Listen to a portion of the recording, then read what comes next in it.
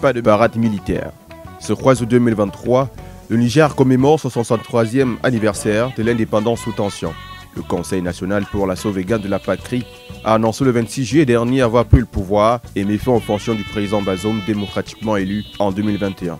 Si l'on se fie aux multiples réactions des citoyens nigériens à travers la toile, il s'agit d'un coup de force salvateur face à un dirigeant désobligeant à l'endroit de son peuple qui, depuis plusieurs années, déjà souffre des affres du terrorisme.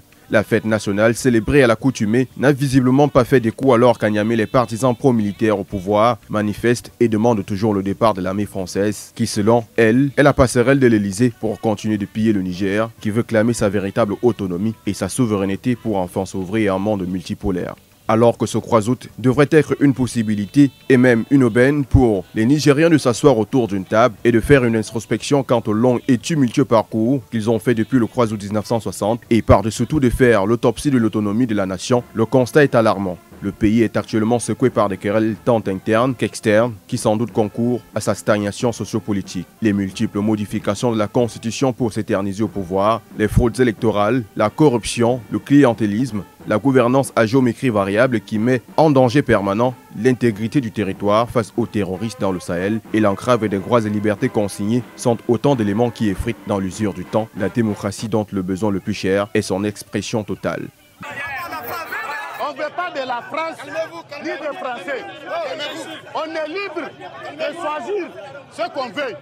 Devant cette impasse à laquelle font face le général Tchiani et ses camarades, il y a une CEDEAO qui est restée statique sur sa position, celle de combattre avec la dernière énergie les putschs dans la sous-région. Pour ce faire, dimanche dernier, lors d'une réunion en urgence à Abuja, au Nigeria, convoquée par l'actuel président en exercice de l'organisme sous-régional, des sanctions économiques ont été prises contre le Niger et les militaires au pouvoir. Plus loin, les chefs d'État et de gouvernement ont lancé un ultimatum de 7 jours aux militaires pour restituer le président Bazoum dans ses fonctions, auquel cas une intervention militaire serait en vue. Dans le cas d'espèce, les chefs d'état-major des armées de la CEDEAO ont entamé le 2 août dernier une réunion stratégique relative à une éventuelle intervention de force à Niamey afin de rétablir l'ordre, selon eux, alors que les terroristes font des milliers de morts tous les ans dans le Sahel sous le regard impuissant. Dans ce scénario hollywoodien, le Burkina Faso et le Mali, États voisins du Niger, ont indiqué qu'ils considéreraient toute intervention militaire dans le pays comme une déclaration de guerre. Je répète, 4. Avertissent que toute intervention militaire contre le Niger s'assimilerait à une déclaration de guerre contre le Burkina Faso et le Mali. Je répète pour une dernière fois, 4. Avertissent que toute intervention militaire contre le Niger s'assimilerait à une déclaration de guerre contre le Burkina Faso et le Mali. De son côté, Paris a commencé à évacuer les ressortissants de l'Union européenne après qu'une population en furie a mis à sac les emprises de sa représentation diplomatique à Niamey le week-end dernier. Celle-ci exprimait alors son ras-le-bol contre une France qui tente toujours de tenir les ficelles de la colonisation à travers sa présence militaire dans le pays.